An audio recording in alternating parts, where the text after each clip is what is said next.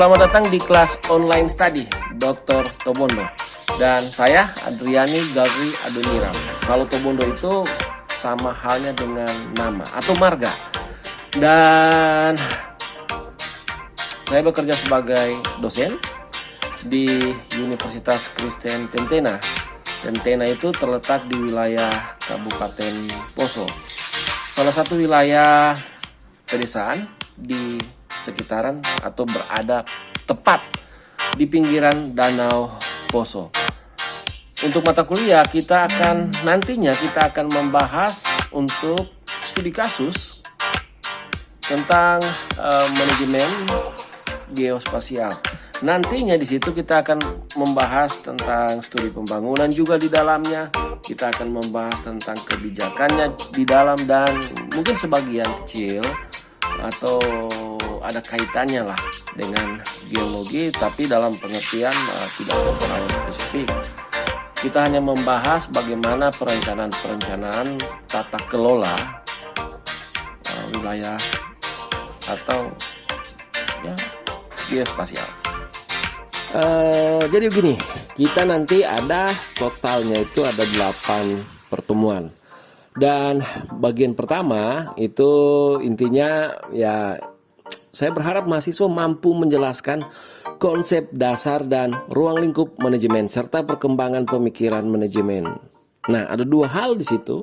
Yang pertama itu ya mampu mengetahui atau menjelaskan seperti apa konsep dasar dan ruang lingkup manajemen. Dan yang kedua, kita akan membahas tentang perkembangan pemikiran manajemen. Sedangkan untuk sesi kedua, tujuannya sih ya mahasiswa diharapkan mampu menjelaskan atau mengetahui fungsi-fungsi manajemen dari sejumlah pakar manajemen. Ini berkaitan dengan pemikiran seputar manajemen dari para tokoh tentunya. Dan yang kedua, fungsi-fungsi manajemen menurut para ahli, ya hampir-hampir mirip lah dengan bagian pertama tadi. Dan di pertemuan ketiga, saya berharap mahasiswa mampu menjelaskan dan menganalisa perencanaan sebagai salah satu fungsi manajemen. Di sini artinya perencanaan sebagai salah satu fungsi manajemen.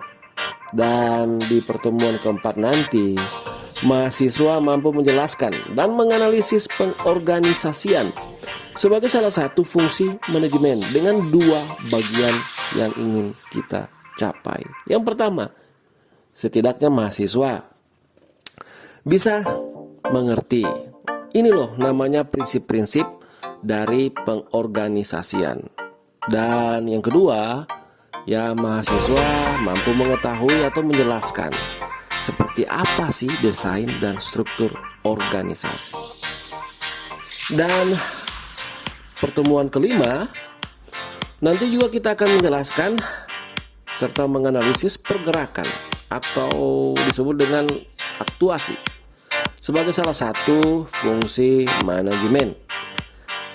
Dan itu terdiri dari 2 bagian. Yang pertama, kita nanti akan menjelaskan tentang pengertian dan prinsip-prinsip penggerakan. Dan yang kedua, kita masuk pada komunikasi, motivasi, dan kerjasama tim. Seperti apa itu sih? Nah, di sesi atau pertemuan ke-6, harapan saya mahasiswa mampu menjelaskan dan menganalisis tentang fungsi pengawasan atau controlling. Di sini ada 3 bagian yang ingin dicapai. Yang pertama, pengertian dan prinsip-prinsip pengawasan. Yang kedua itu kita akan membahas tentang jenis-jenis dan standar pengawasan. Dan yang ketiga, kita akan menjelaskan tentang teknik pengawasan strategik. Dan di pertemuan ke-7, harapan saya mahasiswa mampu menjelaskan dan menganalisis level atau tingkatan dan keterampilan serta peran manajerial. Ada 3 bagian yang akan kita bahas nanti. Yang pertama itu level manajerial, yang kedua itu keterampilan manajerial, dan yang terakhir peran manajerial. So, Kita masuk pada pertemuan ke-8. Harapan saya, mahasiswa mampu mengidentifikasi dan menganalisis manajemen kontemporer atau manajemen modern dengan dua bagian yang akan kita capai. Yang pertama, kita akan membahas tentang manajemen perubahan dan pengelolaan sumber daya manusia kontemporer. Dan yang kedua, kita bicara soal kepimpinan serta pemberdayaan. Nah, nanti kita akan close di bagian ketiga dari pertemuan terakhir kita. Kita akan membahas tentang manajemen geospasial. Tentu dalam perspektif studi pembangunan, ada kaitannya dengan kebijakan dan kesejahteraan sosial. Kemudian sedikit atau ada kaitannya tapi sedikit dengan geologi. Dan kita juga akan membahas atau secara umum kita akan membahas tentang manajemen tata ruang. Entah itu berkaitan dengan tata ruang sosial, ekonomi, dan seterusnya dalam pengertian geospasial. Selamat belajar dan saya menyampaikan selamat bergabung di online study Dr. Tobondo.